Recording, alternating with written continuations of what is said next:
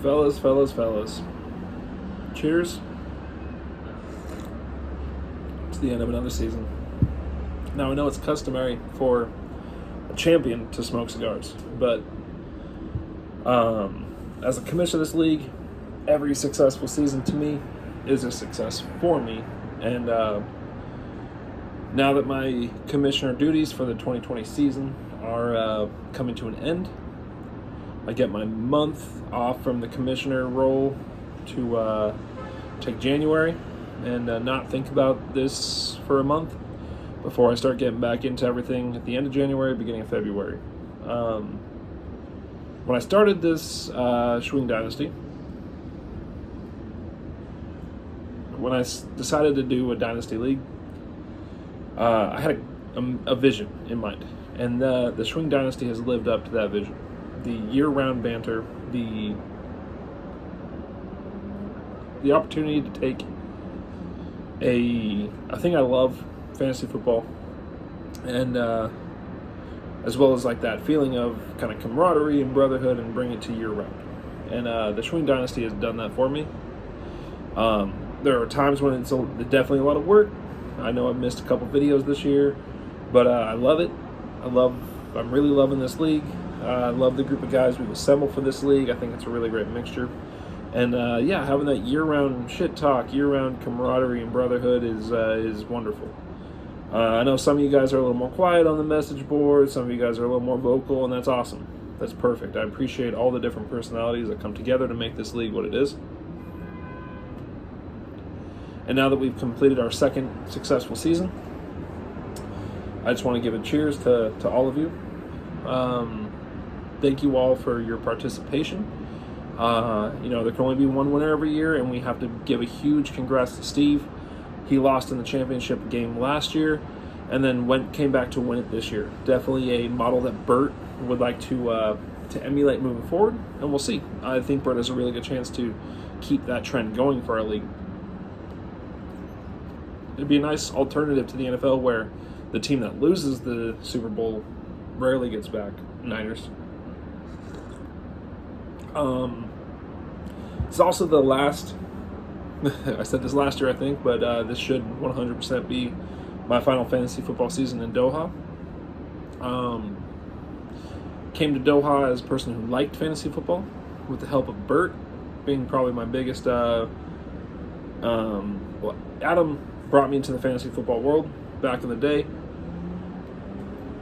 Got the embers burning, and then really come to Doha, working in the math office with Bert, kind of skyrocketed my interest in fantasy football. Wanted to do more leagues, wanted to be more serious, wanted to do my research year-round. So cheers to my biological brother and a brother from another mother, Bert, for getting me into the game, increasing my interest in the game. And then eventually leading into this, which is kind of like my baby at this league. So go for it, Bert. You got the team to come back from that championship game loss, and come back with a vengeance next year, and maybe take the league. I think this year, especially, I'm thankful to have this. I'm thankful that we've all made it through this relatively healthy. I don't know if any of us have gotten COVID. I don't think any of us have. But this league has taken a year where there was a lot more isolation, and it's given me more time to talk to people, more a subject matter to meet with people online. So that's been excellent. It's kept me sane, kept me going through some tough times this year, and next year I'll be back here for fantasy football season.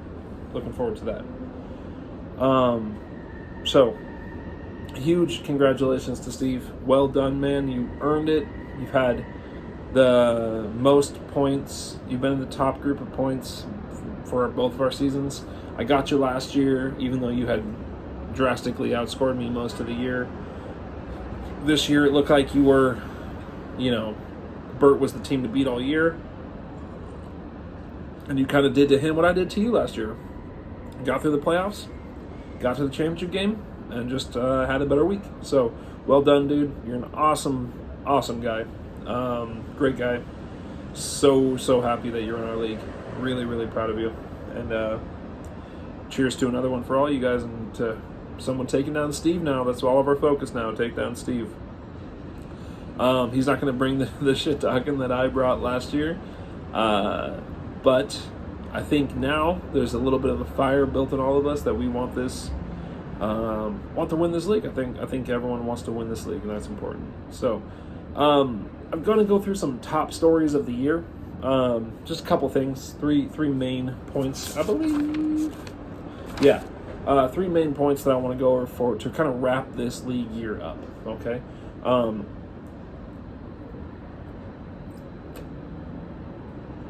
Don't usually smoke cigars.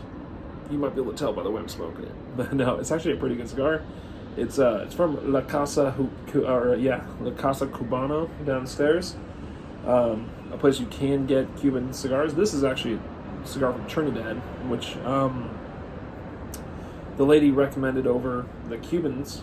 It's actually more expensive than the Cubans. It's probably an idiot for getting this, but I originally intended to smoke this when JD and Daryl and Mark and I watched the first round playoff games a couple of weeks ago. Maybe it was the second round playoff games, I don't know.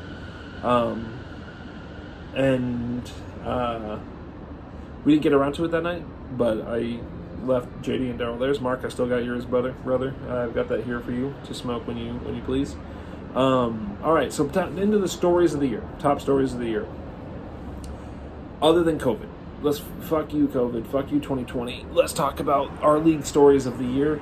And maybe this has to do with COVID or maybe not. But I think the number one story of our league this year is the story of injuries. It was an injury-plagued season.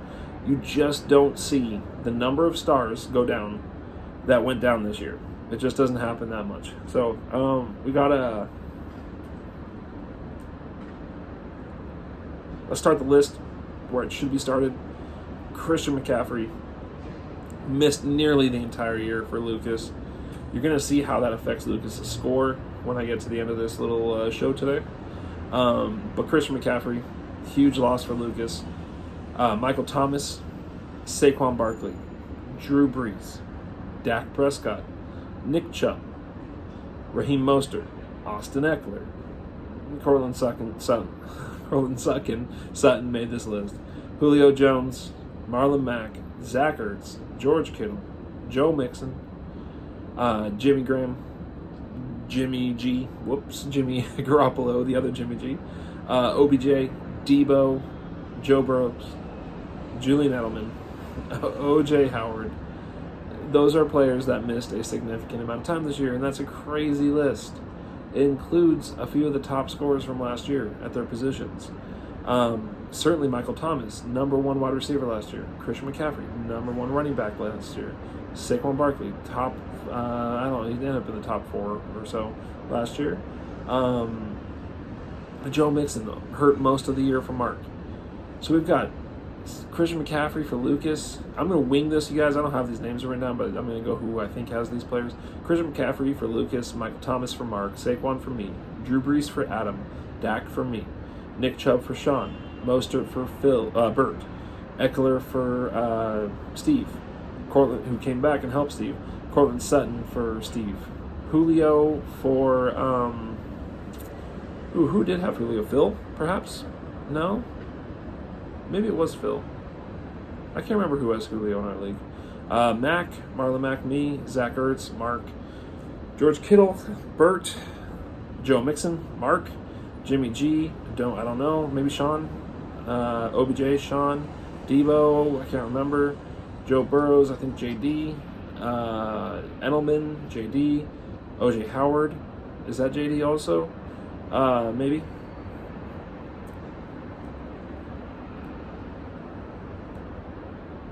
What can we say about that, guys? I mean, that's a crazy list. When I look through the healthiest teams in our league, I saw Daryl, I saw Phil, and I saw Steve. Daryl and Steve have 2 of the highest point totals of the year. Phil had a much better season than last year, an emerging team, perhaps. So that's crazy. Those injuries are crazy. Okay, so that's story number 1 for our league. That's the theme of the league, was injuries. Did you survive it? You probably did pretty good if you survived it. Make sure I keep this thing going.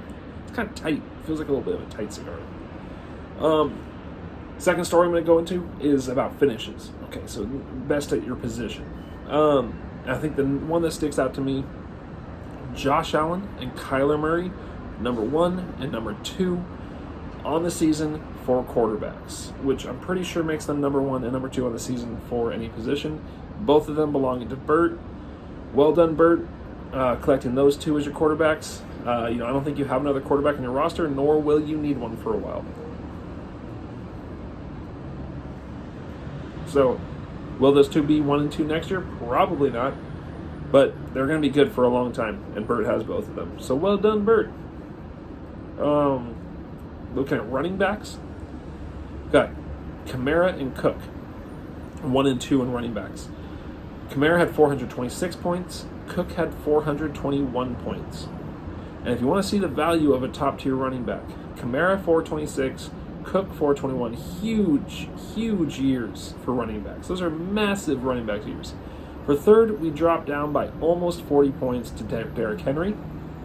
And then for fourth, we dropped down by over 100 points from Cook down to the fourth place running back, James Robinson, the running back rookie of the year for Schwing Dynasty for everyone, 312 points. So over 100 points less than the third running back. And then you go down to David Montgomery. What the fuck? Are you kidding me? David Montgomery, 294 points. 127 points less than the guy 3 spots ahead of him. That's why a top-tier running back matters, okay? That's why they go later in the NFL draft, but early as hell in fantasy drafts. That's a huge difference. A wide receiver top 10 for our league, Davante Adams. Congratulations, sir, to Steve and you. You take the crown this year, and it was an impressive season. Followed by Tyreek Hill, Stephon Diggs. Yeah, Steph Diggs came in next. Yeah, that's right. DeAndre Hopkins, Calvin Ridley. That's a big emergence for Calvin Ridley. DK Metcalf at number 5. 1, 2, 3, 4, 5, 6 for DK Metcalf. I'm sorry. Allen Robinson continues. He needs a good quarterback. Get that man a quarterback. My God. I know that the True Biscuits looked better at the end of the year, but Allen Robinson, so good. Coming in 7th with the quarterback situation he's had. He dealt with Nick Foles for half the year. Then the rookie of the year for wide receivers, Justin Jefferson. Great season for Phil. Keenan Allen, Mr. Consistent. And Robert Woods rounds out the top 10 in wide receiver points. So looking at that, I believe you've got Phil has Justin Jefferson. Got one of those. Steve has Devontae Adams and Calvin Ridley, I believe. Got 2 of them.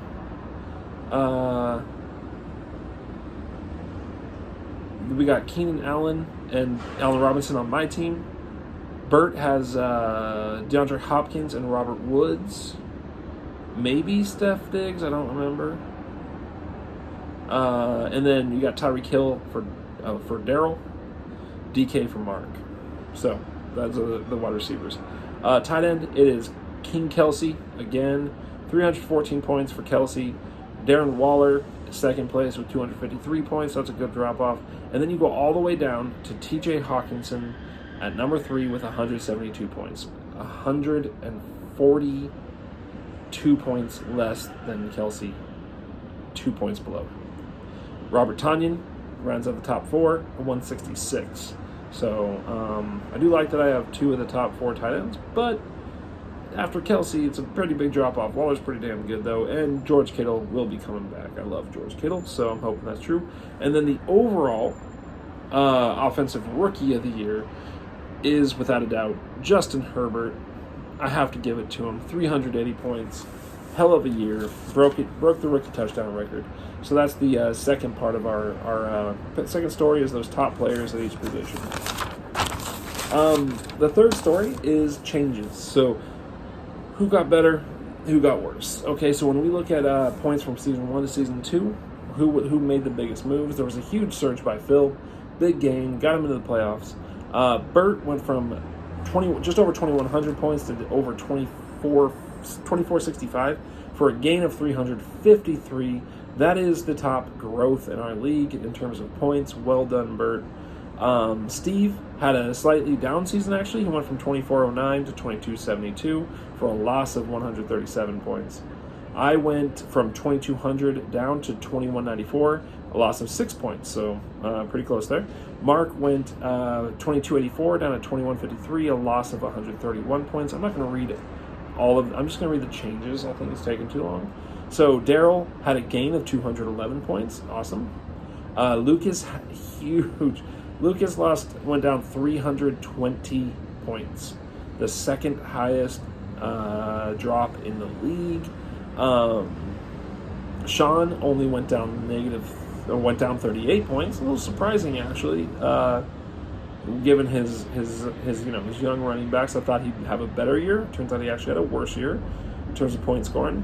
JD had a huge drop, negative 329 compared to last year. 329 points less than last year. He had the biggest drop in the league.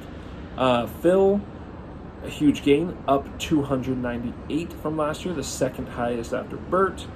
And Adam had 66 points less than last year, which is not good. Just not good when you're finishing last there. So, yeah. The biggest gains were Bert and Phil. The biggest losses were Lucas and JD. The most consistent were Sean and I. So that's where we stand now, guys. Now on to the draft lottery. So the draft lottery is going to take place at the end of January. And right now, the way I've done this, okay, the toilet bowl, I took their season end finish. Okay, so it went in order. Lucas with the most, then JD, then Adam, then Sean. Okay, so Adam, if we think about draft chances, reverse order of the regular season finish.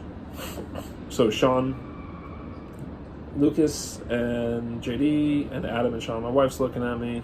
She has Mark duty, but it needs an apple. But I can't stop in the middle of this to get Mark an apple. So she's getting Mark his apple now. I love her. That's great. But see, there's just something wrong with that. That should not go out that fast. Lord have mercy. Got to do this again. I don't have the right lighter for this either, is the real problem.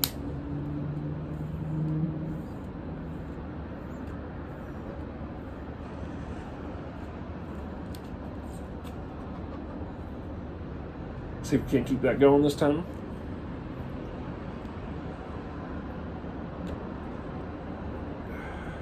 It's just big enough for the cigar. I don't love cigars. This is a rare thing for me. It tastes nice. It's got a really good flavor to it. Okay, so here's the draft lottery. Here's the odds. I'm going to start at the bottom. The worst odds. So what I did was, for everyone who was, for those of us who made the playoffs, it was the order established, the final order of the playoffs, just like the NFL does. Okay, Steve has the worst chances because he won. So despite the fact that he was, that Bert had a better finish than him, Steve won the Super Bowl here. He won the Schwing Bowl, whatever we want to call it. His Schwinger of the Year, I think, Master Schwinger. That's what I called him. So Steve is getting one ball. And from there I doubled for everyone up. So Steve has one chance, one ball. Poor Steve. Bert has 2. Phil will go with 4. Mark 8. Daryl 16. And I have 32. So that's the playoff teams there in order of finish, because Steve finished first, Bert second, Phil beat Mark in the 3-4 game, and Daryl beat me in the 5-6 game. So it goes Steve, Bert, Steve 1, Bert 2, Phil 4, Mark 8, Daryl 16, and I have 32. From there, I jumped way up, and I put Sean at 100 balls, and Adam has 200 balls in the lottery. JD has 300 balls, and Lucas has 400 balls. So that's where we stand for the draft lottery. Those are the odds. Feel free to complain. Feel free to suggest a different system to me. I always listen to it. But when I looked at it, with last year we did the whole thing where the toilet bowl games, the winners of those were given bonus balls. I don't really know that. We do a lottery, guys. If you think about it, Lucas is 400, but the field, everyone else has a combined, 3, 5, 6, almost 700 balls. So the chances of Lucas getting the number one pick are actually not even 50%. So I've run this simulation multiple times, and I will say that there was one time where Bert got the number one pick. I just wanted to see how it turned out if this most of the time favored the teams that were worse, and it does. Okay, there's always a little bit of movement. JD or Adam will bump up to the 1. Lucas will drop to the 4. Sean might bump up to the 1, or Sean might end up at the 6th pick. But for the most part, the much higher odds for the toilet bowl contenders does keep them in that top group. But there was one that I ran that Bert jumped all the way up to the number one pick. So it is possible, and I like that. You know what? Let's not just... I like having a lottery. I don't like people tanking at the end to automatically get something. And I don't think anyone in this league does that. I'm not saying that at all. But the lottery keeps us honest in terms of saying... Lucas does not have the worst team. That's the other reason I like this. Lucas does not have the worst team. He had the worst record. So even though his record was the worst and he has the most chances, there is a really good chance someone else gets the number one pick. And for a guy that has Christian McCaffrey coming back next year, he does have the best chances out of all of us, but the field has a better chance than Lucas. So that's what I'm rolling with, unless you guys come up with a dynamite system other than that. Otherwise, this is what I've got. Lock in the league. I'm going to lock it, you guys, after this. It's been fantastic. I've been so pumped with this league. I'm going to lock it till January, and then I'm going to unlock it after the draft lottery, which I think I'm going to do on Friday, January 29th. I'm hoping to get JD and Lucas. No, I wish Lucas. God damn, Lucas. I wish you were here. I'm hoping to get JD and Daryl and Mark to join me for that, so that it's live. There can be no declarations of shenanigans by any of you suckers. If I happen to win the lottery, or if if someone who owes me money happens to win the lottery, something like that. So we will do that hopefully January 29th. Maybe we'll run it live on YouTube. That would probably be my preference. And we will be doing a little Fab reset after our rookie draft. So Fab will not reset now. There's just not enough players. Maybe that's not true. Maybe I'll start Fab up. Maybe I'll restart it a little bit before, but I don't think anyone's going to spend a bunch of Fab on whatever washed up or second-rate player is currently on our waiver wires. Okay, so most likely we're going to use our off-season budget after the rookie draft. Last year there was big bids on the other rookies that were left behind. That's where I picked up Jalen Hurts. Kind of liking that now. And I'll reset that after the rookie draft. Guys, I appreciate it. I appreciate what you bring to this league. I would like to officially announce Daryl's team name, which will be changed as soon as either I can change it or if he goes in and change it. It has been mentioned in the chat already. Mark came up with the idea of I said I would like to make it like Bert's trade target or something like that, but he said Bert's farm team, which I liked. Kind of rubbing in that trade. David Montgomery, the 5th best running back in the league this year. Daryl. So rather than saying Bert's farm team, I went with what's a common baseball farm team city, and I said Albuquerque. Sure, Albuquerque sounds like it would be a farm team. So Daryl will be the Albuquerque Janes. I'm going to change his name as soon as possible. If I can't do it, then Daryl, you're going to change your name to the Albuquerque Janes, and you can change that back after the completion of the first week of the regular season next year. So you will be the Albuquerque Janes from now until, let's say, September 10th, September 17th, 16th, 15th, somewhere in there, 2021. So the Albuquerque Janes, and then we're still waiting on Adam's new team name from Steve. I kind of like some of the things we came up with. I like lacrosse dresser. That was good. I liked Lacrosse Swords with Me, I think is what, or lacrosse. I think Mark came up with that, or Lax to the Max. Adam doesn't like lacrosse. Doesn't like lacrosse players. Doesn't like lacrosse. The Jerry Jones's Fanboy I also liked. So we'll see what Steve decides on, and then Adam will change his name to that, or I can change it possibly. So we'll see. I'm not sure if I have that power as commissioner to change your guys' team names, but if not, Daryl, Albuquerque Janes, that's what you can change your team name to, because I don't think Aaron Jones is scoring 8 or 6 touchdowns this weekend. If he does, you can change your team name back. But right now, Albuquerque Janes, that's what we're going with. All right, brothers. Commissioner signing off for the last time in 2020. Thank God this year is passing us by now. Not saying it's all going to be sunshine and roses on New Year's Eve, 12 o'clock. But at least it's we continue towards that return to some form of normal. Okay, Schwing. Love you guys. It's been a great year. Congratulations, Steve. Sorry, Adam. And good luck next year, everybody. Commish out.